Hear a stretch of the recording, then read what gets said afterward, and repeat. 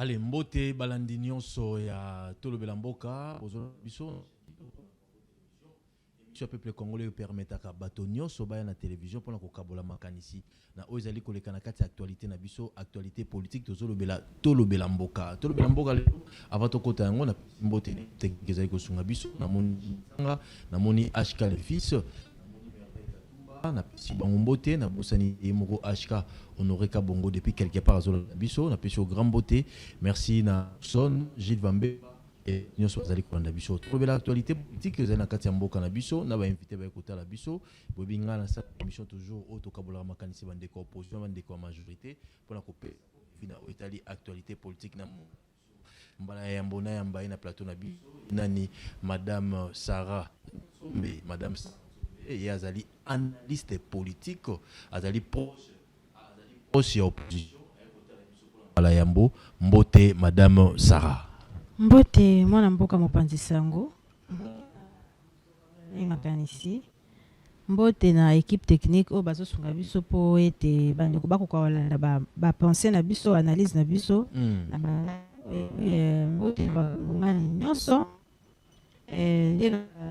dans le mingi vraiment na bakongomani o bazana est oyo était vraiment énorme sous l'impuissance au fait il y a bakambi na biso o baza koyeba te réellement qu'est-ce qu'il faut faire alors message moko na koyi kotindela bango ezaka que ba tenir bon soki bakambi o topesaki bango chance topesaki bango ba voix na biso parce que tolobaka ke la sécurité d'un pays, au fait, revient au service régalien. Très bien. Alors, ceux qui vont entretenir le service régalien, pourvu que koma na makasi bien na makoki à sécuriser le peuple, c'est-à-dire que va faillir na mission na bango.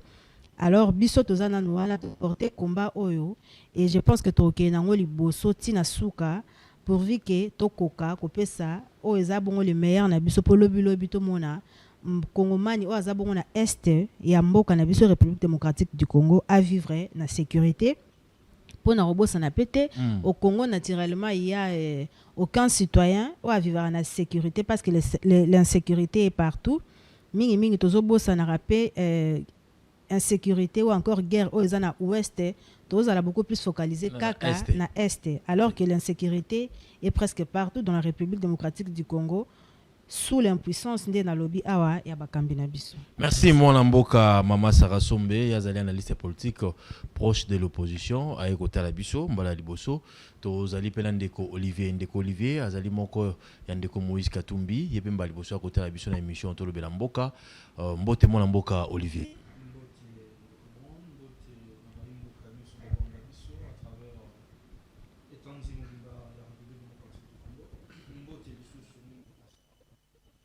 Est autorola pongite butumo ito kanisa bango le président Moïse Katumbi le chairman Abosani Bangote kuna na mboka papa azali toujours ko travailler pour que crise sécuritaire et les gana kosila na mboka na biso Congo RDC. Merci mon mboka Olivier. Vous allez belé tous la bandeko ya pouvoir ya majorité tisiko ba comité ba bazo komela biso bandeko IDPS même ça to komela biso na ndeko msusu ka bazali ko soutenir pouvoir bobi ke biso to ka lito imorote to ka mato mibale TV zali ngonga yango déjà to bande émission ma va to kota na kata profondeur mama Sarah vous allez kinoise vous allez kota mo Kinshasa opération permis vous allez komona ngonde ni des osala na ville province à Kinshasa avant to kota na débat to zela bon déjà mkolona na kina bili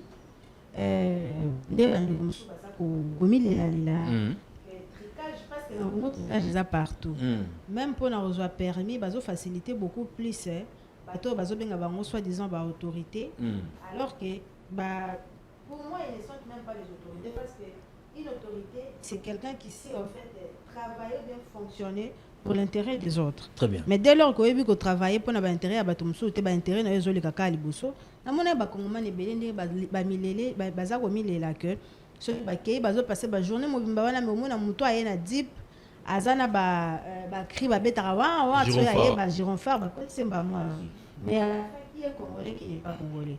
Je pense que kozana permis eza mutu nyonso azana droit nango et moko mutu mota ko le kamlinga na droit ya kozwa permis de conduire, c'est-à-dire que pas travailler bato baza ko niveau ba permis travaille avec équitabilité et que permettre un peu mutoyer a eu permis naé azongi ake continuer journée na parce que na Congo ça so ba ki libanga ndo so ba ki libanga te oliati. Très bien, moi Mboka Olivier après 7 ans causant a permis na Mboka na biso il a permis d'aller couper sama sentiment nous ani par rapport à permis.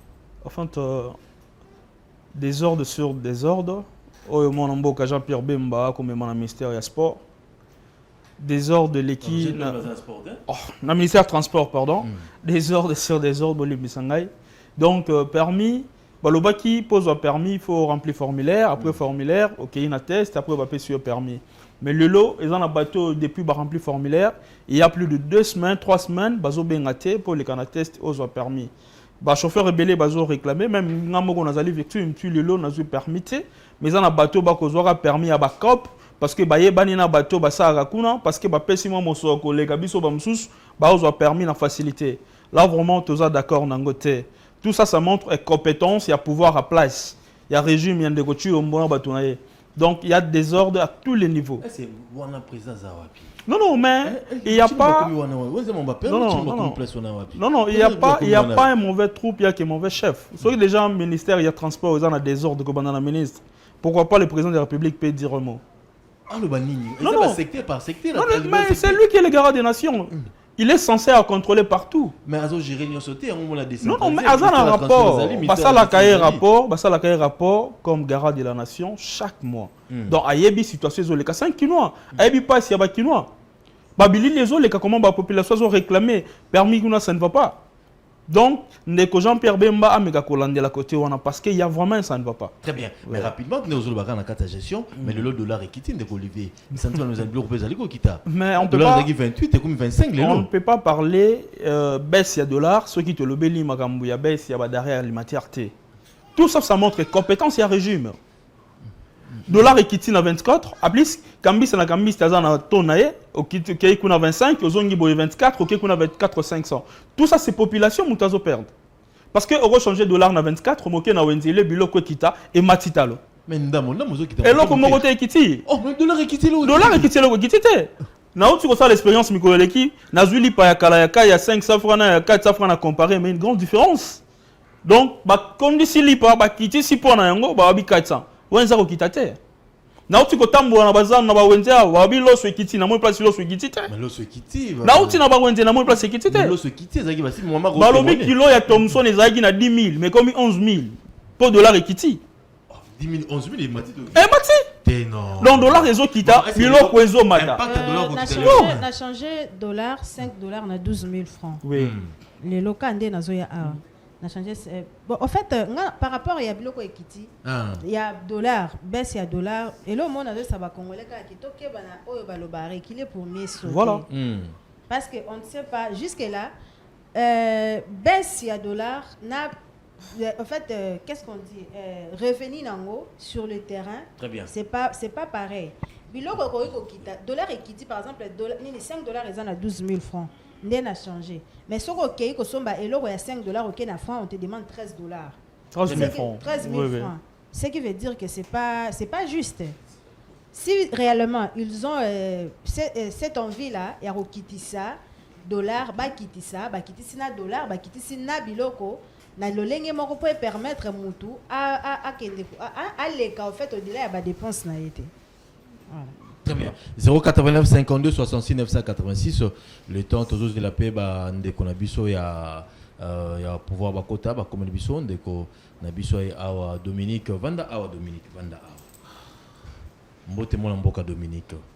Mbote na mpe ndeko compagnie sango. Mais comment bino boza na pouvoir boza ya émission retard boy. Embouteillage. En tout cas, na ebiete na sila belela kana plateau yo pour la makambo bumba a kosala. Mais nali na kanda makasi koleka obumba pour ça parce que makambo zo de l'Assemblée nationale c'est trop fort. OK.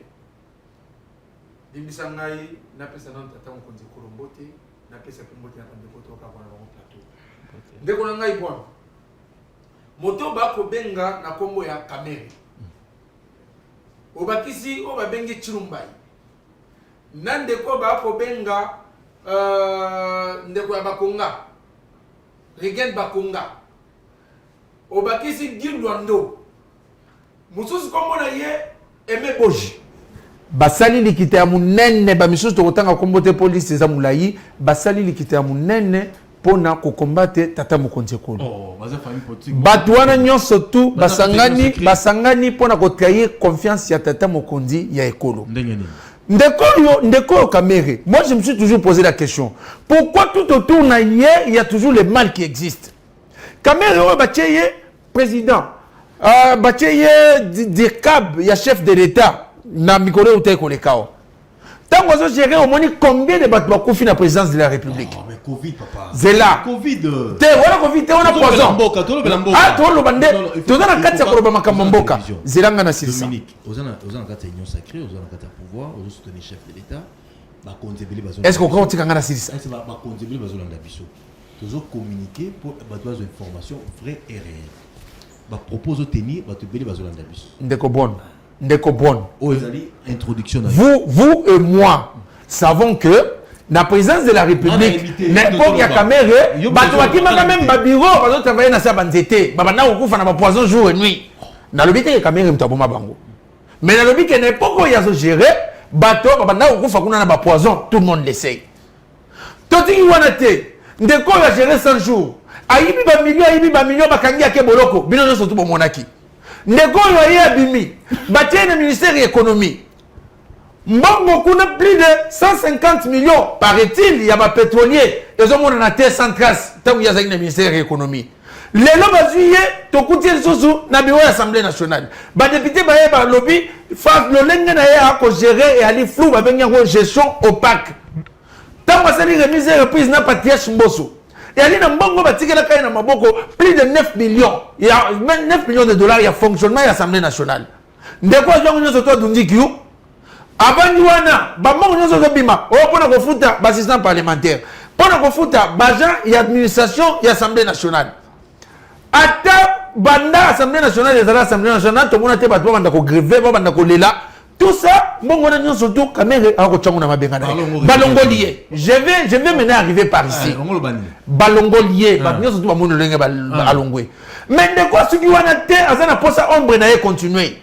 À Sangizi Bandeko, Nyon, son ministre Tokoloba, Kanyaka est au temple de Maboko va député, pour pas aimer Boji, Bavansaye, na place à Vital Caméra. Au moment où Aimé Bojoana Azali, cousin, il y a caméra et tout le monde le sait. Tout le monde le sait. C'est la politique, non? Ça fait quoi? Oui, nous savons que c'est la politique, mais il y a les politique, il y a Mabé, il y a corruption, il y a Kopesa Batukanyaka, Moussala Batouatindeli député Kuna, et Ali Oyo Bango Banakata Kosalate. Voilà pourquoi, Biso Toana Kati, il y a qu'à dénoncer. Toani na posa, Batika ba député, Bapona, librement, Nani Oesengeli, Assemblée nationale après départ il y a caméra pambate caméra na kata ko s'organiser de sorte que mutoyo akokitanela ye alandela ba dossier nyoso tout est on va fundier oya ba mbongo yo komona na te. Voilà pourquoi le cousin na ye bacha wana mais biso to lobi to ko banga o effort et ce que nous surtout to tambola été likitana bango e ko simbate pambate caméra to ndaka dernièrement awa yoka balobi ki akende na fisi dans les 3 jours na ndako kabila nani a évité papa. Ah ouais, qu'on dénoncer Mamba Vital qui a mérité. Soit tout le monde au répondre. Ah vous allez acharnement.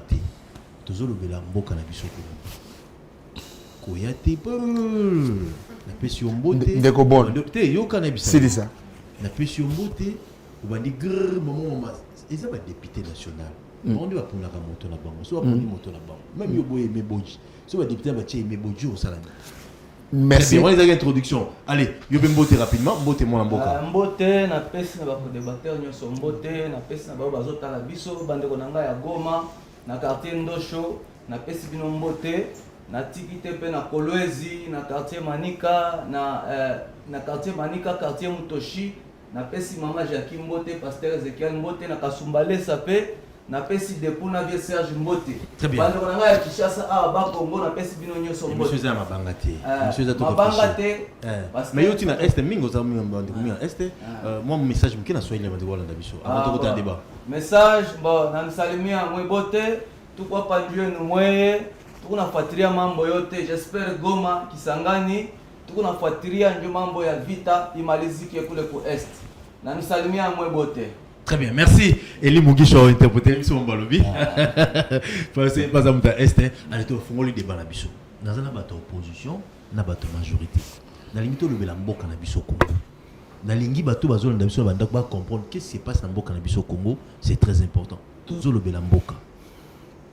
Madame Sarah, vous allez proche de l'opposition nazo c'est la politique le bilenge ba koti parce que ba lingi vision c'est côté la carte politique en mboka na biso.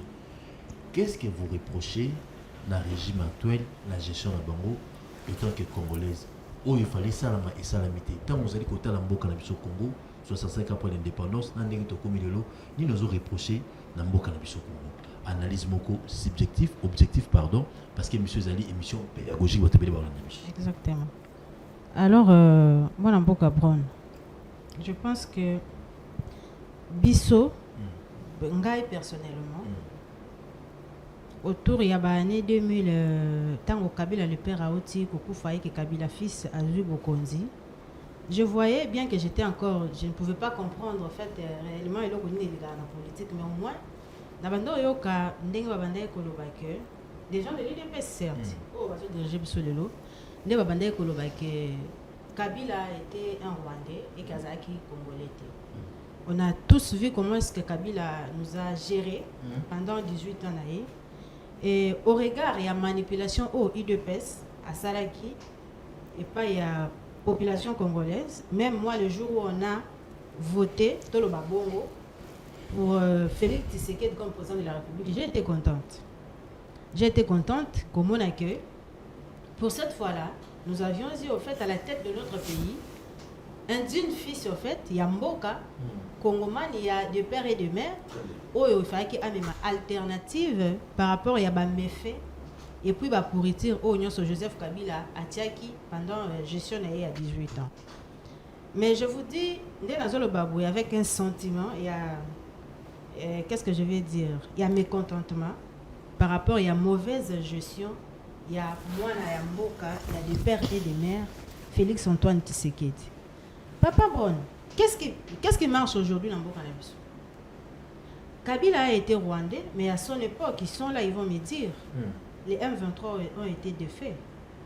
Et à l'époque, il y a Kabila. Il y avait pas, ça ne nous demandait pas de mener les actions de guerre.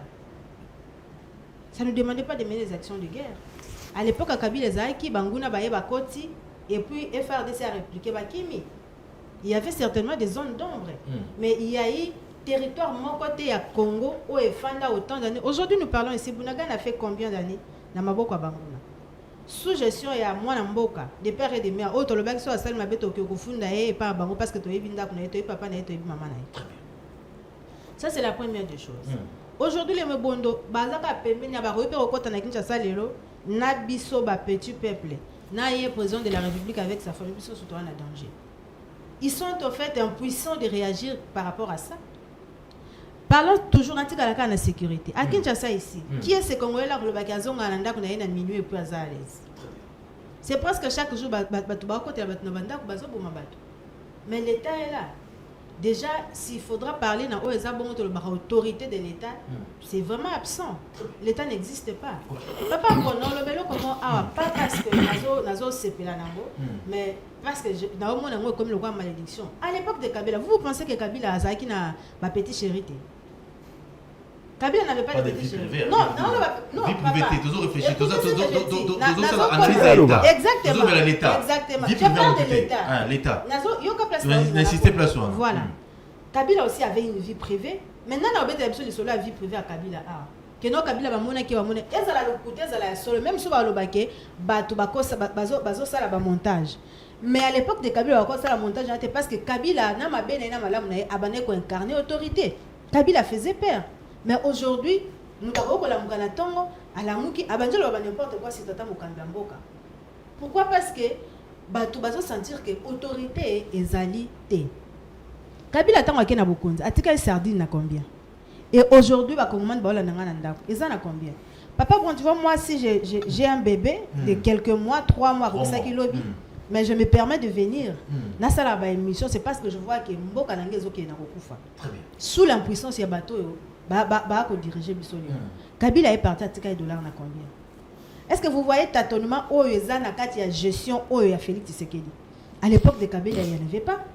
Mais ils vont nous dire que Mbongo Ezate. Parce que là, je parle de l'insécurité. Ce qui va c'est que Mbongo Zate pour entretenir nos services régaliens.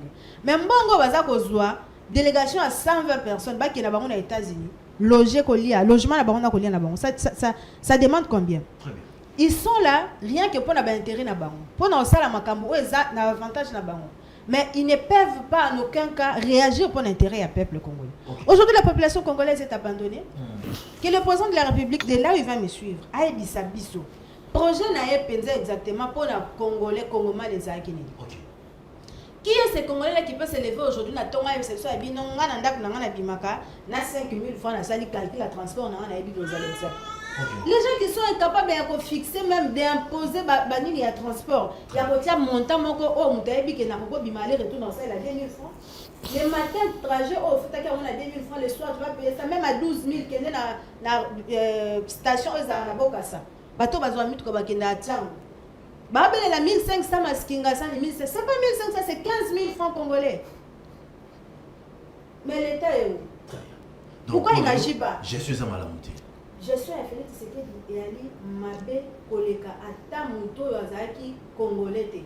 Parce que naturellement, Muto Aza Congolais, à côté de trahir. La personne qui trahit Zaka Muto Aza Makila. Un étranger, pour un étranger, on te reconnaît la trahison. Bref, je vais dire que le président Félix nous a trahis.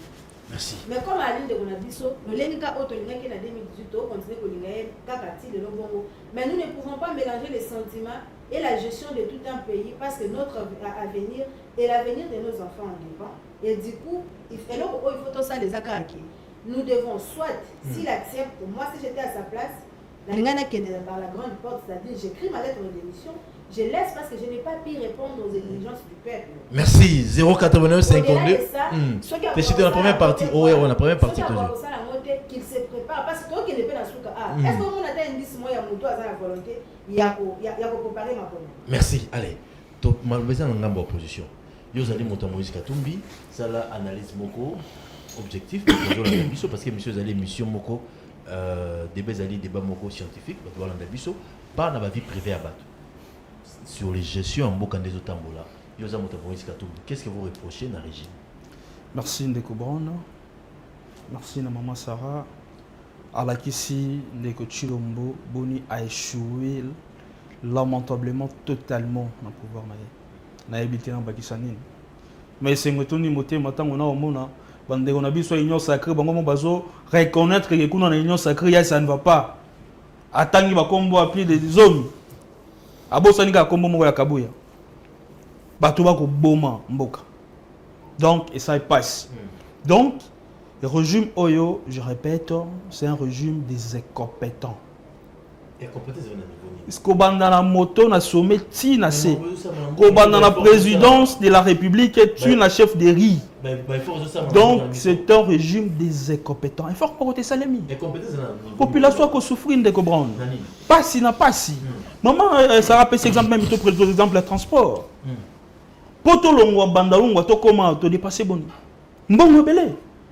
L'État incapable même de fixer tarif, il y a transport. L'État incapable même, taux d'échange, incapable même, il y a imposer les cambistes, qui va respecter le journal officiel, il y a banque centrale.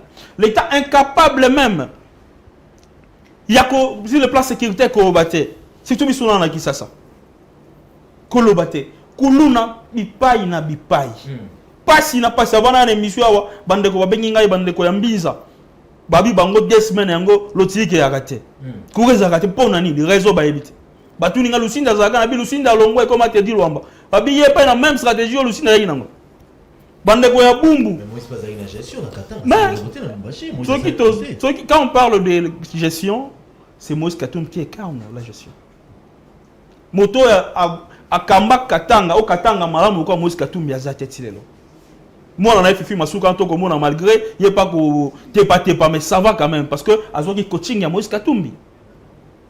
On y a surtout comme on a l'élo, ceux qui te pèsent, moi, on a mboka Moïse Katumbi pouvoir, je vous dis, 100 jours où ils belé, tout peut changer dans ces pays. Donc, pour le je suis examen mouté, ba koko kamakamouté, ba démissionner, ou soit toi qui est dans dialogue, toi là qui ça y est, ba tola kisai place à kokoka te place ina ko simba pote 2028 quand même écoute abi soit santé à bonne santé sinon tu recouvres avant 2028 rien ne marche dans ce pays. Aujourd'hui 6 minutes hein. Aujourd'hui 6 minutes na pesa nous malwa pour ça la critique na bino ni les temps pour la régime. To yoka côté pouvoir. Na ningi ba te belé bazo ka biso Dominique Emmanuel tout ça la réflexion moko pédagogique. Et monsieur Zali pédagogique. Na boydo ka ka to imoko na bengi le boya pour sa point de vue. Maman lobby gestion na bino ezali malamuté va démontrer sera Kabila guerre ici là qui sera Kabila bunagane umela ka boete sera Kabila to ezala ki stable sera Kabila mais tout ezala ki transfert ezala ki mais la gestion na bino mwana ya mboka vous ko gérer bien té ezo ça la passe ceux qui beaucoup quitter bo démissionner mais yo ko lobanini par rapport ya malwa o bande ko poche balobi et bon ngaba ba chose que na série akala ba porte parole ya la rébellion Bakoko ya na place publique. Parce que lui, il représente Katumbi. Katumbi est dans la rébellion. Il y a un qui a représenté Kabila. Kabila est dans la rébellion. Nathan, c'est là. Bon. Nous, c'est tout le bien, on a vendu Kimia. Il ne représente pas Kabila. Tout le monde, on vient mission de pédagogie. Mission pédagogique. Il y a Kabila. Mais Katumbi est dans la rébellion. Analyste politique indépendant. Katumbi est dans la rébellion. Dans le comité. Très bien. Oh, comment que le rapport des Nations Unies, ce n'était pas moi. Wa lobi ke Katumbi na Kabila baza en connivence na ba M23 bakuta na kana Kampala basololaka eza na internet ko tatala eza lingaité eza pe union sacrée parce que ce que ezaki rapport ya ba service na bisonde ba komaki tenga tolo ba ke ils ont été manipulés mais eza une institution mo côté o ko la plus crédible que les Nations Unies bangonde ba komaki après les enquêtes Katumbi Kabila baza en connivence na ba M23 bakuta na kana Kampala basololaka ça ce n'est pas moi. On passe à autre chose. Madame Alobi, Azali, Moutuya Kabila T. Mais Nayoke a tangi combat Kabila plus de 10 fois. Vous voyez? De toutes les façons, on a posé à Ondimate. Mais Malobaka, on a Manamuronayo, Yamonde, on a sa couleur au Yozanayango. Monsieur Brown. Ok. Tangu, Bandeko va poser le vélo au Moko. Oh, tant Kabila Longwe. Atika qui, budget a combien? Le Félix a combien? On a combien? On a balobité. Oh. Tant que Kabila continue à Bokondi, montant le ba 5 centimes, ba 10 centimes, ba 50 centimes, na circulation en Mboka, et ça qui Félix Tshisekedi. Non, mais dites-moi. Montant le ba 1 franc sur terrain. Montant le premier là, il billet à 20 000, les autres tambola. C'était Félix Tshisekedi. Bandet Tshisekedi a continué à Bokondi. À cette mission déjà coupure ni Nyambon. Non. Oui, oui. Nga lobaka limisanga lobi tokende to ça la bataille personnalité mais c'est que na sans zola to kobebi ces missions tu vois moi j'aimerais que to lo balikambo lo lenge ezali OK to ça kana oh Félix Tshisekedi a sali 7 ans ndenge madame akoloba effectivement tout n'a pas été correct tout n'est pas correct oh yo zo ko la mi faut pas na yo était bi ngolo moko ko divorcer non mais il s'engage.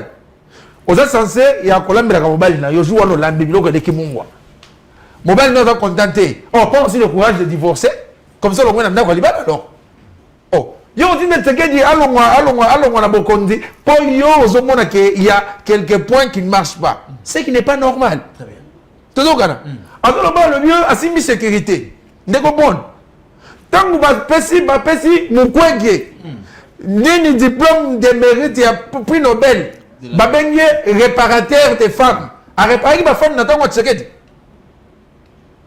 Non, mais donc on va me le donner. Est-ce que Denis Mukwege, abandonné pour réparer ma femme n'attend pas de Tshisekedi? Oh, guerre les alliés de Mukwege abandonné pour réparer ma femme Denis. Ah, on a pris Nobel. Oh, ils sont toyés. Oh, alors on va me bondo. Massacre comme on a sampu. Et ça qui n'attend pas de Tshisekedi. Massacre comme on a sampu. Ceux qui même massacre à Bundu dia Congo. Et là, il y a une fausse commune. On va découvrir dans Maluku. Et ça, il y a une non. Mais on ne devrait pas venir sur la place publique juste parce que au Lingakanayo mototé. Au moment où on est au temps. Ce qu'on s'appelle en anglais, pour faire anglais sur le côté, attends le bindeng de côté. C'est ce qui se passe avec bande économique en face. On a d'abord combien de battu opposition parce que quand on va se représenter, basé dans la rébellion. Balo wapeke natango Tshisekedi oh natango Mobutu osali loko boy ba chama tu basingana kingwa na martyra tout le monde le sait même Yemoko Kabila a ko tolérer mais lelo démocratie est vendue état de droit. Mon Dieu, sont mieux qu'à l'aise. Aïe na place publique, abani ko critiquer tant mon konzi kolo. Mon konzi na yeba lobby dans la rébellion. Mais il au moins quand même courage à coller na TV, à lobby pe asili ba inquiéter été. Oh monsieur, tu ne peux même pas applaudir pour ça. Tant qu'il n'est pas etozonge pas. Qu'est-ce que vous avez réalisé déjà? Oh, monsieur Bon. Banda Félix Sekedi a continué à Bokondi. Il a tellement fait au point où n'a pas pouvoir non surtout les cas. Motoyo a combattre le record Rwanda àalité. Peut-être tu espérer peut-être n'a pas 2050 ans battu monsieur Makoya. Voilà pourquoi les Congolais ne gèrent que sur Félix Antoine Sekedi Tshilombo. Sur deuxième mandat c'est oh, mais c'est de la politique. On fait la politique pour conquérir le pouvoir et le conserver. Vous comprenez? Ah, moi je ne pense pas que nous, de l'Union sacrée, nous nous sommes battus, les autres continuent à Bokondi, et puis en 2028, tous ceux qui ont beaucoup de l'obioté, quand tout le monde a une rébellion, il y a qu'à Bokondi. Jamais. Vous voyez? On est en train de réfléchir sur ça, et l'avenir nous en dira plus. Jusqu'à présent, le bilan est largement positif. Que ce soit dans le plan et infrastructure, que ce soit parce que tant que tu dois analyser, il faut analyser secteur par secteur. Vous comprenez? Surtout que dans le plan et infrastructure. La qualité de la route, Félix Sekedi a sali. Ils ont 18 ans qu'il a salati. Autant de kilomètres, autre Sekedi a sali. Banzela Sika, autre Sekedi a sali. Pendant l'époque, il y a Belge. Vous voyez? Ce qui est OK sur le plan, il y a enseignement. Hein? Enseignement, ils ont fait tout bien encore social en global. Vous voyez? Au coup que gratuité de l'enseignement, Kabila, on dit que dans la constitution par mégarde. Raison pour laquelle, en tout cas, on a taxe en quantité. Mais quand le président Félix est arrivé, à permettre plus de 7 millions de bana, d'habiter. Vous voyez? Sur le plan sécuritaire, Félix Sekedi a hérité armée de Bisso plein des infiltrés. Aujourd'hui, je peux vous dire, le nombre de généraux ce n'est pas compté. Vous voyez? Pourquoi? Parce que l'armée Zalaka infiltré dans moi les pinières. Banda l'époque à Afdel. Vous voyez que tant Afdel a côté Avandi na Bokondi. Vous savez ce qui s'était passé? Bakongoli, Babilombe, non surtout à Basoda, officier na banani, Mobutu formaka. Même pas surtout na Kitona. Afdel na Kabila Oyo, soi-disant Kabila, Hippolyte Kanambe. Même pas na Kitona. Balamena bango baloso bacha Javel. Ces vaillants soldats, Bakoufa gratuitement comme ça, Bafinga Kabilate, Basala et l'autre côté. Na gestion anani, na supervision à James Kabarebe, ou Azali Lilo, na Rwanda, Azaki na Mboka na Bissau. Et là, ils ont exterminé. Génération de Soto Mobutu Atikaki. Bango Sikoyo, Bazu, Rwandais, Bango Bakina Bango, Pesi Bango fonction. On en a connu de toutes les couleurs. Nazo Vous avez mis allez, moi, Mboka Emmanuel. Vous avez critiqué Bino, je suis en galamité, vous avez géré sur le plan sécuritaire, sur le plan social, sur le plan politique, sur le plan économique, rien ne marche. Sur le plan économique, d'abord, Nazo Loba, tu as un problème extraverti, Nandeng Libanda. Donc, ce qui est biloko et mati Libanda, automatiquement, Nandeng Libanda, il faut émat. Problème, il y a dollar, il y a dollar et kiti, biloko qui tate. Problème, il y a Zaganine. Oyo, commerçant na biso. Bako qui s'emballent biloko côté parce que tant que dans somba biloko libanda et ça qui a combattre. Ça va quitter ici directement au moment que bako perdre. Très bien. Ozoyoka. Nazo lingana na kende na likambo ya ndeko na biso ya Moïse Katumbi. Mon frère en 1991 nga nazaki na Kolwezi. Beta. Nazaki na Kolwezi tango bazo sala refoulement pona likambo oyo était Sekedi ya kufaki. On a souci à Bandeko Nae depuis 1990-91. Ndeko, bazo zwa bana ya bakasaye bache bango na basak. Babwaki bango na mai ya kabongo. So ke Kolwezi otuni mai ya kabongo ezani. Babwaki bango na mai. Bazo boma batu nyonso bakimeli na gare. Soki bakoyebisa yo que le cimetière le plus long du monde, c'est entre Lubumbashi et le Kasai. Tango bazali kolo a train. Ce qui mutu akufi, il faut train tellement bakiti bapundi mutu na nzela. Ozomon. Alors, tellement makambo ne bandakala eza ke lelo Tshisekedi mutabandi yango te Tshisekedi akuti mboka oyo likolo ya cric ça veut dire batikeli 3 pinets piégés pour ba contrôler ye na coin ba pesa ka ordre ye asalaka ye aza mwana muluba aza lokola papa na ye ba oui wana te ye bo banda ko guider ngai alors ndenge yango ebimi na makambo wananga pona makambo na ye ya ba justement ya or na ye lokola eza privé donc ba kosenga ye mikanda te we ba document te ye wana ke na rebellion pona koboma ba congolais ozoyo eloko oyo nini oyo epesi Moïse Katumbi te ye azwi na badali ya balabala na Lubumbashi wana ezalaka na badali moko bakouvercle moko eza balabala en cuivre nyonso ateka Moïse Katumbi oui qu'est-ce que Moïse Katumbi asali na Katanga wana ngai natamboli awa avant ba élection natamboli ba côté nyonso wana quand même tozotala ba point positif na ba point négatif quelque part Tshisekedi asali musala na comité na Lomani j'étais avec le ministre de la justice au Batiko Kanga jusqu'à Lubao namoni ndenge batongi ba école ndenge bana bazotanga gratuitement na régime mais na régime Tshisekedi jusqu'à Lubao s'il vous plaît j'ai fait Mbujima je suis arrivé dans le village de Tony Mwaba je suis arrivé à Kabinda chez le Kitengeyezu. Je suis passé même, village à notable Belo Bazar, jusqu'à Lubao, jusqu'à Tchofa chez Tamboueleze. Je suis arrivé là. Makambo est tiré pour ça le matin, depuis l'année passée, n'a tiré comment en côté. Très bien. Ah, n'a pas Makambo Kabila. Tout ça, Makambo fausse commune. Ah, c'est ça, Kabila, c'est sa guerre. Kabila, c'est sa guerre. Kabila, Azalaki déjà, n'a pas de connexion à M23.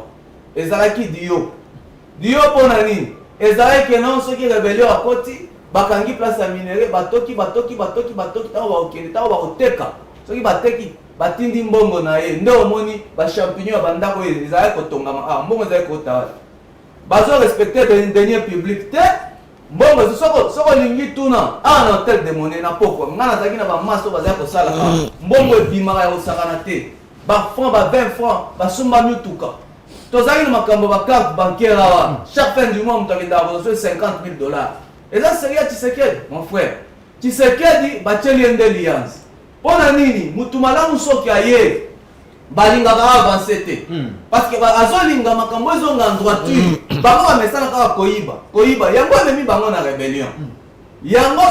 na rébellion mboka ezokende liboso te population a se retrouver té. Donc régime ça oui. Okay. Et ça va comme en jambe parce que bato ebele baza na régime ba travailler mingi na Kabila non Kabila mutasa ke baza la bato. Très bien. Est-ce que ba ozala na esengo ke non ndenge bandi ko kanga banzela o tika ke de liboso non ba koche les alliances. Okay. Raison pour laquelle le moni bari magie bato ebele peut perdre baza ngambo anam. Ponani tu sais que ça li bon matin ça mieux renseigné pour dire que l'AFC, l'insurrection là, c'est Joseph Kabila Kabani. Et ça, il est parce que c'est 089 52 66 TVza Radio T. Boloba na balabala. Au régime de sala boité opposition de régime de sala. La suite bango mibali. Opposition bango majorité bango. Opposition lobby boyoki majorité bango. Maman na o nyosoki. Vous reprochez quoi na régime pas ces régimes ça là à côté beaucoup chaos. Les lots armés biso, Tchambo Mati, salaire avancé Mati. Va fonctionner ba futa bien banzela les autres maman l'autre qui zopé ça ma sécurité za na katambo kana biso construction za liko salama arène za liko to maman port à banane za liko salama ma peni vous avez ko ça na kata régime vous avez demandé quel bosso. De prime abord je vais commencer par répondre Dominique quand il a dit que nganza porte-parole il y a Kabila. Je connais PPRD ou Kabila ni de loin ni de près. Je parle de Joseph Kabila en tant qu'ancien chef de l'État. Oyo, chef de l'État, Otoza Naël, Oyo, Ozo faire partie, Oza na même parti politique Naël, avec qui vous remplacer. Donc, peu importe la manière où vous allez refuser que tout le temps à combat à Kabila, nous serons dans l'obligation de le citer parce que Azali, ancien chef de l'État, il figure en fait dans l'histoire. Et Nabeti, j'ai relaté une histoire et non pas Nali porte-parole à Joseph Kabila. Naïmi peut faire d'été, Naïmi Joseph Kabila en tant que chef de l'État, Nazana en fait na liaison mon côté Naïmi. Je ne connais même pas. au-delà de la Koyeba comme ancien chef de l'État, que non, Azali, j'ai fait partie de son parti politique. Non. Très bien. Papa bon. Qui a le bac de Dominique à le sur ma budget. Budget, est-ce que budget faut aller sur papier ou bien budget il faut qu'on puisse habiller sur un chiffre dans la télévision ou bien budget il faut tout bien la vie à mon colonel. Vie quotidienne de la population. La vie quotidienne de la population. Le budget ne peut pas être sur papier et beaucoup comme en récitation. Budget, beaucoup comme il s'agit que budget est mati, mais oh le biso tozo vivre na zandu na wenze. Nde to comprendre que budget ya mboka est mati. Mais budget est mati, dette publique il peut mati. Ça sert à quoi? Parce que si vous faites la dette publique, il y a chimère, un budget chimérique. Si vous faites la dette publique, vous critiquez Kabila, je serai dans l'obligation de citer son nom. Parce que c'est lui qui a laissé le pouvoir à Félix Tshisekedi. Vous critiquez Kabila, mais à son époque, budget à 4 milliards. On pouvait quand même vivre mieux et respirer. Vous, avec votre budget chimérique comme Naocholoba, ça nous donne quoi? C'est quoi l'impact au fait dans le marché, dans la vie à Congolais? Il n'y en a pas. Voilà où je dis qu'il y a un budget, il y a récitation, il y a citation. Budget à papier, il y a Mokanda. Mais il y a budget où il y a des pratiques dans le Congolais. Qu'est-ce que je gagnerais si je critique Félix Tshisekedi alors que ça me bien? Moi, je suis congolaise. Je suis nationaliste. C'est-à-dire que aujourd'hui, Félix Tshisekedi fait bien son travail. Non, Bétélé m'a beaucoup. Félix Tshisekedi n'est pas mon ennemi. Azan de Konara congolais. Mais dès lors qu'il y a ça, nous sommes pourquoi vous allez nous imposer? Il y a critiquer ou bien que le président n'a pas pu. Je vous donne aujourd'hui l'autorisation parce que nous avons le président de la République, son assaillant Madame Tendeko Dominique, il y a un télé que non Madame Sarah au camion pour Madame T. Et dégage. Bref, je vais dire Papa Bon, même le président de la République lui-même, il sait. Et même Baron Bazar peut victime, il y a mes gestions. Il y a 32 ans, la Baron est en opposition, comme il a pouvoir, ils ne savent plus rien faire. Déterminer, en fait, ce qui est prioritaire, non, il y a des prioritaires. Ils sont dans tous les sens, ils sont partout, sauf dans Mambo, il y a des prioritaires pour Namboka. Très bien. Vous allez nous parler à Mamba Meyibi. Nicolas Kazadi, à l'époque de Kabila, il avait père de la famille. Kabila avait comme père de la famille. Kamere yo beteli luni non après ça va poison et tout et tout. Kamere même non. Alors à l'époque il y a Kamere la cité qui y a bon. Kabila Kamere tant comme on a une début à l'émission mais c'est le même Kamere là qui a été parce que Kamere même à l'époque Etienne Tshisekedi a benga Kamere. Kamere c'est quelqu'un qui change non. Et Kamere est réputé pour un détourneur national. Dans la prison après avoir en fait koyiba kozala na cabinet ayibi l'état justice a condamné dans la prison na la prima qui na la personne qui est ministère de l'économie c'est pas le président Félix Tshisekedi. Il y a un dicton qui dit qu'il y a biboara muto a ayibi ce qui a toqué na yena wapi so kozongisa lisusu même place on bon za koyiba mais bonoma qui est non après condamnation na état mazaki a quitté bonoma qui est jusqu'à ce que ceux qui retirent la justice la montagne a Kamere la prison a purgé peine mais c'est parce que vous avez décidé il y a pour faire la justice la justice l'a quitté mais sachant le président de la République sachant que Aoutaki qu'on détourné parce que bon ils ont quitté ce qui veut dire que bon ils ont détourné l'argent n'a pas de pied pour être déplacé mais après vous primez vous payez ministère à l'économie. Et aujourd'hui, il vient de démissionner. L'année, il y a président de l'Assemblée nationale. Ce qui veut dire que vous êtes complice de tout ce qui se passe dans notre pays. Et vous n'avez même pas le droit à repasser à tous les sons. Parce que vous-même, moi ça m'étonne grave. 32 ans d'opposition. Vous avez critiqué la gestion sur les cas. Mais vous, à votre tour, Atal Lipa ou Apamba, vous repasser à l'humanité. Lipa. Vous savez ce que je veux dire? Les gens qui ont quitté, ils ont conditionné et ils ont 400 francs. Au paysan yango. Oui. Ce n'est pas question à Au paysan yango. Ce n'est même pas question à Au paysan yango. Mais non, on a pesé yango. Non. Et puis combien de grammes? Ce n'est pas question à peser, c'est juste une question d'observer, tu vois. Je n'ai pas le droit de peser, pas. Non, moi, je sais faire. Ah, papa, il y a papa bon, je peux dire que papa bon a vécu, la santé, ça se voit. Ça se voit. Beaucoup de personnes sont Congolais, beaucoup de personnes sont Congolais, maïté l'autre qui était lié. Nous avons vu le président de la République qui est moi à Tamolana Power Bank. Ce qui voudra tout simplement dire que courant les alarmes à l'ombati. Et non, moi éviter. Toi, tu as un téléphone, tu as un vous parlez de l'enseignement. Regardez, enseignement allait à venir en boucle. Vous avez permis au fait aux enfants de porter les uniformes et dans la salle de classe. De quel enseignement vous faites allusion? Moi je sais, dans le temps à combattre, mais quand il y a école, les parents vont s'organiser, ils vont foutre $200 pour les permettre d'enseigner. Bateau là bas a avantage de belé député bazan a salaire à combien de $1000. Les enseignants en ont combien? Et pourquoi cette injustice? Qui est congolais et qui n'est pas congolais? Non, les communes sont congolais. Vous parlez de l'enseignement.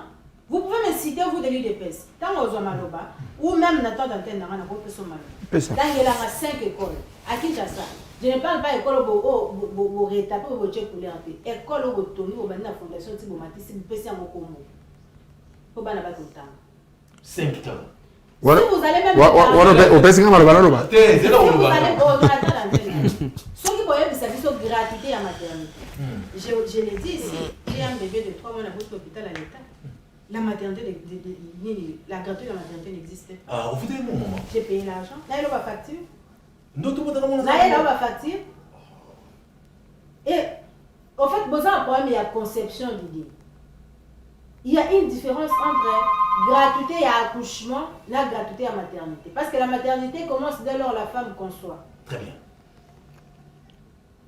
Un bébé, et puis, moi, un vaccin, même un vaccin, on peut ça, c'est payant.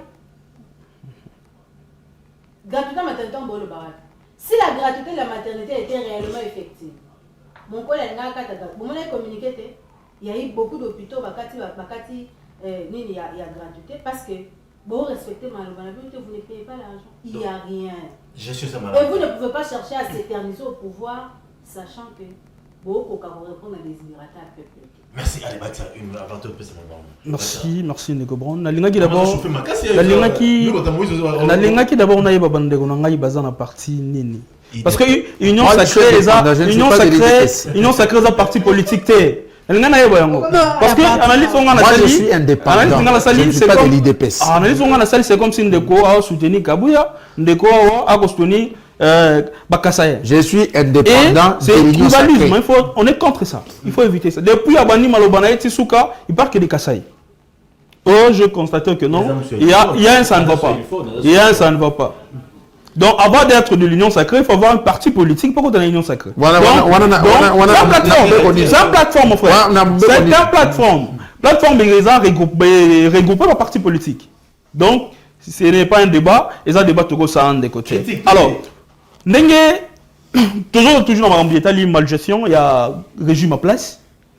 Si on peut ajouter à lui Magambetali gratuité, égalité.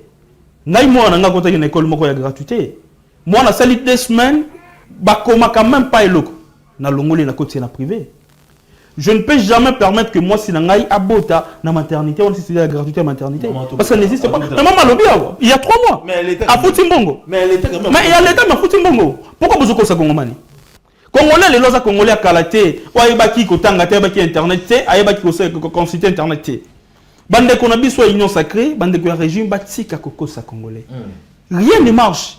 Ndeko fait c'est que déjà conscient ayebi que a échoué na mandat na ye. Mais bango bato ba ko saye, baza simana ye ba ko yembela lelo pour que ba pesa courage à continuer mais lui-même est conscient. Il est conscient. Il doit mais bandile to ngami mais faut aussi ma diplomatie de jeu accord le na Rwanda. Accord na Rwanda yo. Accord wa doa kuna ya doa ku tezo tambola ta pasoli. Accord ya Washington c'est Katumbi qui est initiateur, ce n'est pas Tivoli, c'est Katumbi. C'est qui est initiateur, il y a accord voilà. C'est Katumbi à Koutanagi dans le Parlement américain pour qu'il y ait sur la bango situation il y a sécurité RDC. Yango ba yebi c'est que non on va traiter avec le gouvernement. C'est ça ba benga kinde ko fait tirer Tshilombo ba yambi pe ba yebi c'est qu'est-ce qu'on doit faire pour que Kimeko ta na est. Katumbi contribue pour y a intérêt pour y a Kimia na mboka oyo. Et je suis très étonné quand mon frère me dit que non Katumbi a dans la rébellion. Katumbi n'est pas rebelle. Katumbi a dans la rébellion ti Katumbi a exilé, là je peux dire tout haut. Il y a mis ça dans Nations Unies. Katumbi a exilé, a rebelle, a la rébellion. Katumbi là où il est, a la tête, Boutoumou, a bunda pour intérêt à Bakongomani. Et je vous annonce déjà retour à Katumbi, c'est pour bientôt. Azoya, Azozonga na Congo pour bientôt. Il sera accueilli solennellement. Ah, le jour où on est aux affaires, il y a un yoto qui Moussa qui est au Katumbi. Bon, comme on a la carte. Mais Katumbi est libre. Et je vous dis, pour vous choquer encore, Katumbi est libre d'être en contact avec Nanga. Ok. Il est libre. Attaque, il est libre. Attaque. Là, je vous dis, il est libre. Attaque. Non, attaque un grand cas politique. Azan a besoin d'informations. Il y a la solution. Azan libre. Il y a Kosola na Moutounyoso. Non, c'est congolais. Nanga congolais, Kabila congolais. Mais il faut solo c'est quoi le problème, mon frère?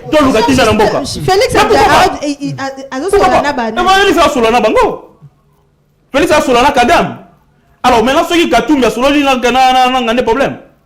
Fouad Djongo solo n'a pas de problème. Maman Dominique Mounongo, a quelque chose là, n'a pas de Djongo. Pas de problème. Non, mon frère, ce n'est pas question que ceux qui solo n'a pas de non. Tout Congolais est libre. Tout Congolais est libre que solo là n'a oyoye aligné. Katumbi aucun jour à Kosimba Mundu qui peut atteindre sa makila ba Congolais. Là, vous allez retenir ça. Vous devez retenir ça. Il y a qu'un Congolais qui a amour, il y a un mboka qui a président Moïse Katumbi. Katumbi a un mboka qui a fait Tshisekedi. Oh, non, a un mboka qui a fait Tshisekedi. Par proposition, sur Katumbi a fait ça et a abouti à quelque chose. Ce qui a fait Tshisekedi, c'est par rapport à conseil à Moïse Katumbi. Pouvoir au Moïse Katumbi a cédé à la place il y a président Tshisekedi. Mais tu es bien d'accord, il y a Genève, tu es bien d'accord, il y a Nairobi. Non, acte ça qui bloque. Acte ça qui bloque pour que vous m'entendiez au Kabila. Nana Zalaki leader. N'est pas Moïse Katumbi. Après Moïse Katumbi, Nana Zalaki, c'était pas Fayoul. Ne refait ce que Zalaki quitté. Azaki Nasuka. Mais R. Katumbi a reconnaître que non, topé ça, moi, Nambo, Kanenge Bakoba, des pères et des mères, topé ça et chance. Parce que c'est un kinon, a dit réalité, te soutenir. On leur te soutenir. Même toi et l'union sacrée bandit. On a fait partie de l'union sacrée. Vous avez la consultation. Mais tout le monde dit, je suis à ma baie en décotu ombo. Tout le monde dit que nous sommes retirés. Sinon, tu vas à la mal, ça n'est pas à Congomani. Il y a un peu retiré. Merci. Ok, hein. Ouais. C'est un beau salut, le Romoroté. Je suis à ma baie. Bonjour, dire j'ai ma baie. Lipa et Kiti, 4 enfants, mais il y a moqué. Maman, paysan, on va bien talika na miso, non, Kiti. Budget, ils ont combattu, mais sur l'impact de la société, social, les autres se sentir en beauté. L'autre, ils ont ma baie. À autour bota, TV radio, moi, Nazali, moi, on a 3 mois, à botter l'hôpital à l'État, mais ils ont une gratuité, à foutir mbongo, vaccins à mbongo. Tout ça, est-ce qu'ils allaient réalité, tous allez vivre dans le Congo, tous allez utopie, selon politique à vos Ndeko nanga bon. Vous avez vu sauf votre respect, Kindoki. Et vous avez aussi Mandam Mibali. Mais la base, c'est Simbarate. Pour moi, c'est ce que je veux comme ramonter ma bébé, ma casse à Rosagarate. Oh. Tala juste maman ou bien, tala épindan n'engazali. N'a pas basé riche à la tue. Et donc, vous avez vu beaucoup ça va passer. Madame. Tala épindan n'engateli.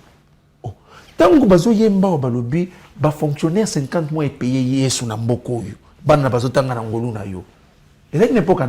Parce que quand vous analysez, vous avez étude, vous avez comparer Kabila, Tshisekedi. Kabila, Tshisekedi. Mais lorsqu'on a chanté dans ces pays, au secours, ba ibinga bomwana. Et c'est n'importe quoi. Oh, yo comme ça ngolobi, gratuité de l'enseignement, effectivité. Mais on comme ça ngai. Bon, na épité, cause on a plateau ou bien un plateau moussou. Na rappela quand on a le bien, soit tango kaka mobuto longwe. Parce que formation yabana et ça les macan école primaire. On comprend hein? Soit kaka tango mobuto longwe. Au bakisi 18 ans à Kabila. On compte que bana au Kabila kutaki. atangisi bango 6 ans l'école primaire, abakiseli bango 6 ans na humanité, ayoko bakisela bango bato LMD, abakiseli bango 3 ans, abakiseli bango 6 ans bato ba cycle long, mais soit papier, et ça y na maboko lo ba comment. Oh, qui est celui qui a détruit l'éducation dans ce pays? Et ça c'est qui dit c'est qui dans lobby hein. Bango tu sais que doivent préparer la gratuité de l'enseignement. Tu peux évaluer bango 6 ans après. Parce que le lot, bango ne pas tout ça la thèse d'évaluation. On suppose que moi non bandaki la gratuité de l'enseignement, la première primaire. Le lot a tout ça la thèse d'évaluation. Vous voyez? Vous ne pouvez pas évaluer les enfants tout en disant oh non, dans l'école moko boye, moi na sali 2 semaines à comité. Oh. Est-ce que ça a un sens? Oh, bah, parents, bah, sangani, bah, le attendez, madame. Et vos apaisements? D'accord. Oh non, bah, parents, bah, sangani, bah, le bio, tu dois payer $200, $200. Oh, madame, le bio, tu es dans le football. Madame, tu as payé combien?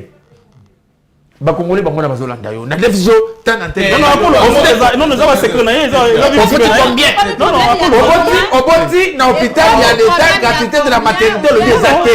Vous avez payé combien? Mais il y a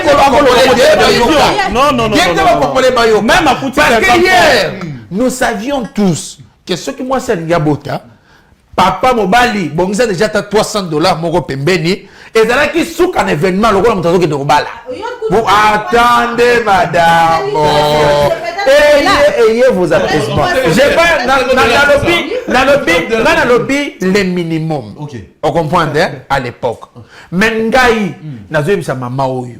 Moi mon épouse, aza enceinte, azoke de la gratuité de la maternité, ma kilo bani tout gratuit. Gratuitement, nazo pesa na hôpital, kende na Kasai, na hôpital je parle de Kasai, William Boot. Oui. Ouais, William Boot. C'est un hôpital mon Rosawana. Ah, armée du salut. Armée du salut. C'est un hôpital armée du salut. C'est un hôpital public. Kende wana, moi, mon épouse va là-bas, gratuité de la maternité gratuitement. Yo koyeb sabiso so kende ko botana HJ. Après, il y a le bioté, et la gratuité de la maternité. Bon, parce qu'on est dans l'hôpital. L'hôpital public, madame. Il y a le bioté, il faut qu'il n'est pas riche. Mais si on n'est pas riche, il faut payer ton argent. Où est le problème? Vous voyez? Bon, on ne devrait pas tout prendre des tours en bloc comme ça et rejeter juste parce qu'on n'aime pas les gens. Juste parce qu'on est médisant. Okay. Parce que lorsqu'on est médisant, on aime bien dire du mal des autres pour se sentir mieux. Tu vois? Félix Antoine Tshisekedi Tshilombo est en train d'évoluer. La vitesse, il y a 4G+. Vous comprenez? Hein? Bandeko va reconnaître quand même qu'il y a eu des avancées. Vous comprenez? Il y a quoi? Il y a négocier il faut voir honte. Il faut voir honte, monsieur. Bino na makamba mercenaire. Ba mercenaire au bino bokendaka ko luka pour converser pouvoir en place. Tant que yozo lo biote Katumbi ya kozonga. Oh, Katumbi ya nanga. Maintenant ici bino chance, ils ont même pas à 2%. Parce que ils ont binoté, on en a connu de tous les noms. Tu vois très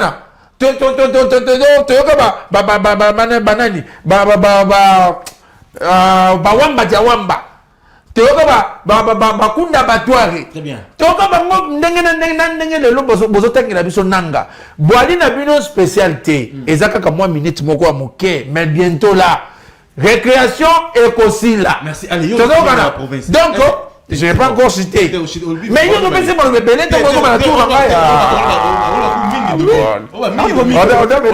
il faut c'est 145 territoires dans la province. En tout cas, 145 territoires et ça les penza. Na bandi awa kolongwa kaka na kitimbu jemai. To bandi ko kende nzela. Même dans le village de Tony Mouava, na Katanga. Bakolo village wana, tozana général oyonani.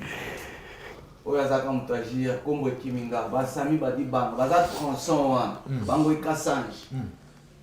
E bandi wana ti Kabinda Lubao. Ba école de Tongam. baekole etongami na mona ndenge basisi na baekole bana bazotanga Moi, ça arrive autant que la vie soit 5 qui ça botangi ta. na pe baosala Botangi ta.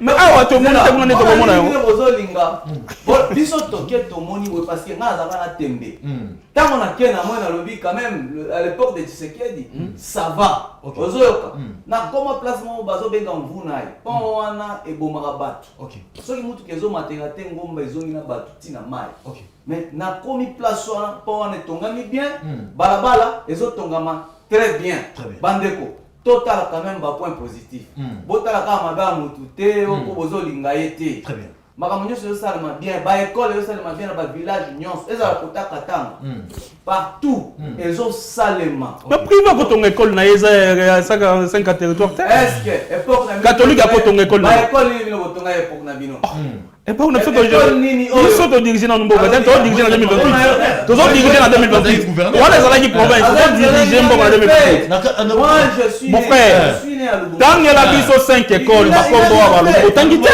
bokoki te même Masuka aleki Moïse na musika c'est vrai Moïse c'est pas comparer Masuka na Moïse Moïse écoutez celui qui est venu avec Moïse ici au Congo c'était Katumba Mwanke non azaka na exil il était chargé il a acheté ba armes na Zambie nani ayebi yango te parce qu'il ndeko na ya bala le président Pascal Chiluba. Moi je connais l'histoire de Moïse Katumbi. Alors le président Kabila à l'époque il avait besoin d'un homme d'affaires. C'est ainsi il a travaillé avec Ngokas, il a travaillé avec Moïse, Namanyema Batutu Saloum, il avait besoin d'un bango, père Bazali va faire payer un diamant à Mbujima. Très bien. Ozoyo. Dès lors que ça que Ematsa Moïse Katumbi, pour ça là, comme c'est président Mazembe, tout ça. Mais ezaki na dio mo boye pour na koyiba minéré. OK. Mon frère, si vous allez vers le tronçon de Kasumbalesa. Attends, nazo ebisa yo ke bazali koyiba makasi. Tronçon Kasumbalesa minéré ndenge bimaka wana. Remorquement au foot à $5,000 pour la taxe. Il faut arriver à Katou. À l'époque, tout est déjà. il faut arriver à Katou. $5,000. Détournement dans détournement la province de Katanga. Donc, quand on a joué ça au début. Nalingi vous allez prendre parce que la cité toto amingi. Au président Facha Oussala Bienté, Azoko Kate, yango nangaki côté bato pocho bazala na bato majorité. Donc selon Bino, peuple autant la biso. C'est un abino ezali positif. Batikali na nyonso balobia batikali kolobate ata moko bazali na posa Tshisekedi asala wa salité que ça soit la dame que ça soit le monsieur allez toke siko ata moko batanga ke tozelaki Tshisekedi asala boye mais à salité ata moko balobite nyonso to Félix azala kati ko sala. Merci Olivier to pendant la minute asuka 10 minutes parce que na nyonso zoleka na mboka na biso ozoleka insécurité na este ya mboka na biso bazali ko kufa mambo belebele. Solution est douane tout pour ça la porte bima la situation tous en boka na biso. Est-ce que c'est un dialogue organisé par qui et que ça la manière na forma nini. Est-ce que c'est tout ça le dialogue guerre na est en boka na biso aussi là. Bino bato Moïse Katumbi bato ensemble pour la République. Bon penser nini pour tous kimia ya libéra na boka na biso. Merci 2 minutes. Merci Nekobon. Pour tous kimia ils ont senga selo ko moko. Au dialogue inter-congolais.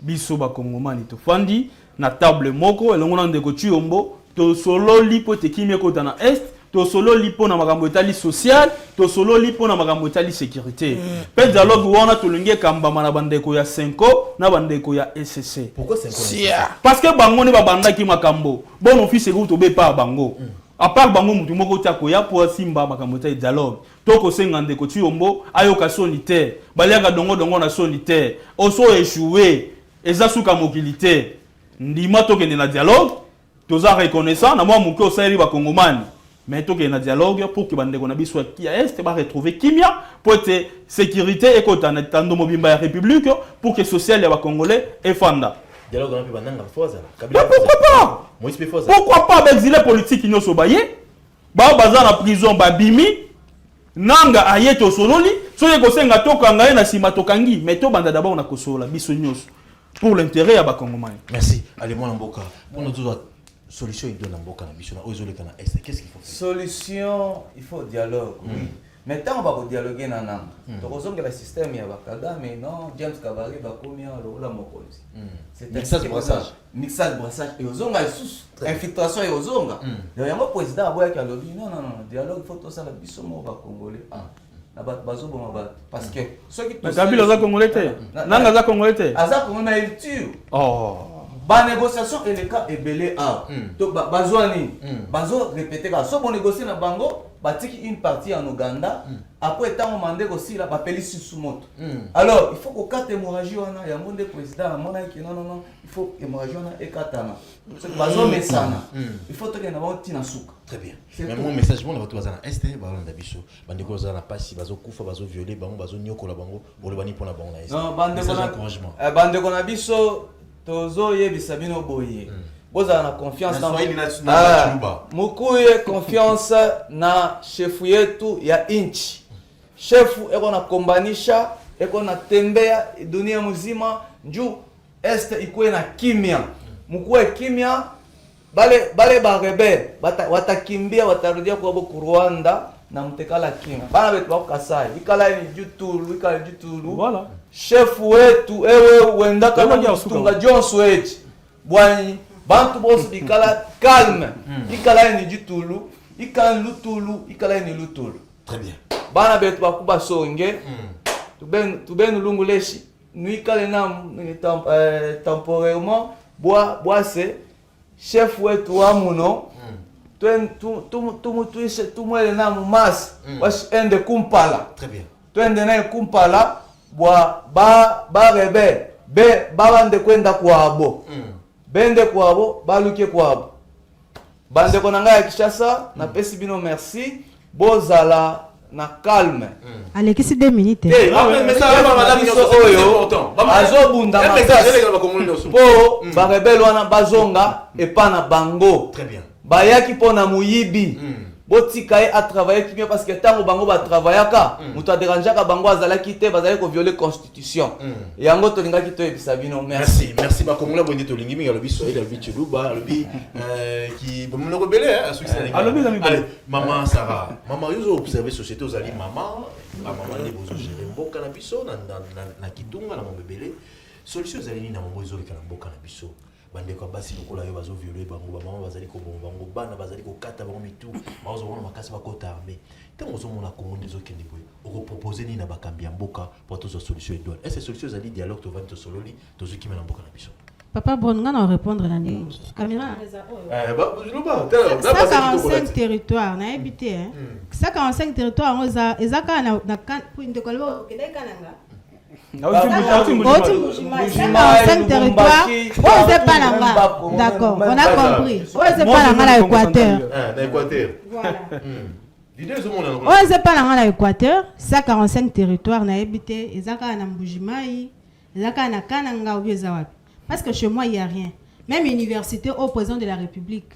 À Prometaki, atali banga ou akina otika na pora banana pour les athées. Ça 45 territoires. Au moins pas on va télé. Rien que quand la posture na bango. On sentir que bango mo mamu ba lo ba. Baza en fait ba la confiance en mo ba lo ba.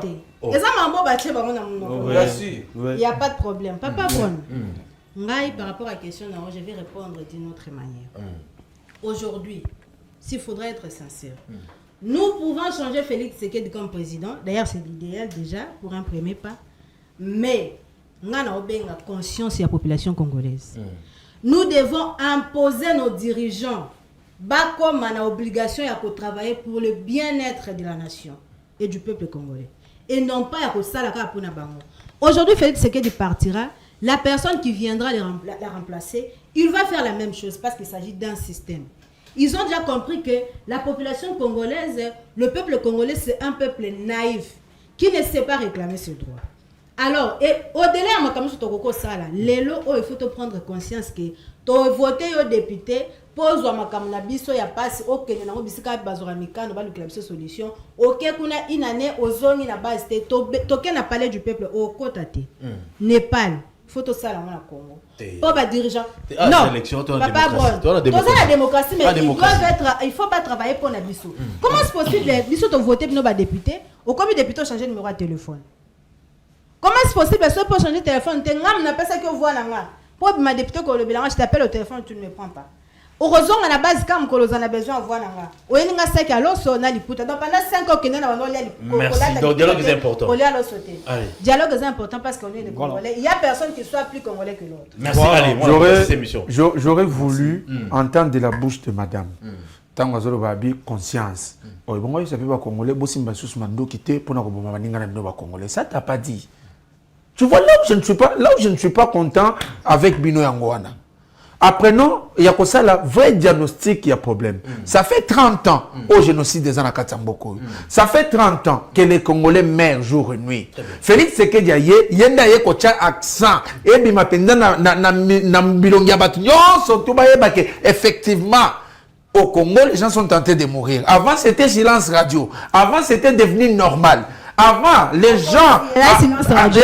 Silence radio. Parce que moi, j'étais encore toute petite. Je pouvais comprendre que le Rwanda nous agressait. Les gens ont été même il fallait que moi, Félix Tshisekedi ne pas faire concession avec Docteur Mukwege, réparateur des femmes. Il s'est fait l'argent à travers cette activité. Tout le monde le sait. Vous voyez? C'était silence radio, personne n'en parlait.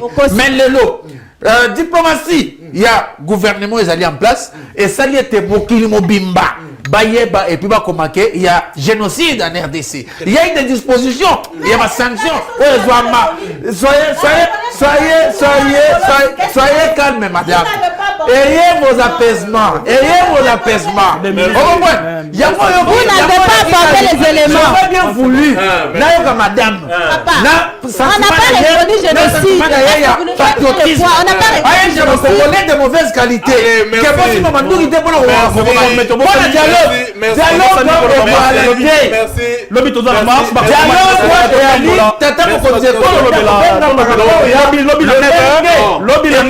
L'article 69. Lobby bravo, ingénieur soit bravo, Tokutani soit bravo, Awa, tous à la marche, na boss HK, tous à la marche des santé, na Willery, Tovan Tokutani, de bon monde lobby de production ou son. Alors là, ta kilote, bon, la jive, là, ta kilote, bon, ensemble, là, ta kilote, des mots, là, ta kilote, lobby à partir de 8h, ingénieur soit bravo, Tokutani, à tous à la marche. Mais minute, dans la déranger, non, c'est grisé, je n'ai pas cité, tous les gars là. Bravo, message, j'ai merlé, lobby, on a la marche. Oh là là. Merci.